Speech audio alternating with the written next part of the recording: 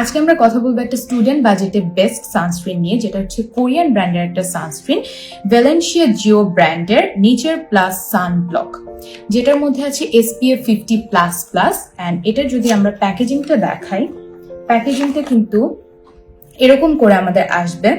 And এটা খুবই light ওয়েটের মধ্যে থাকবে।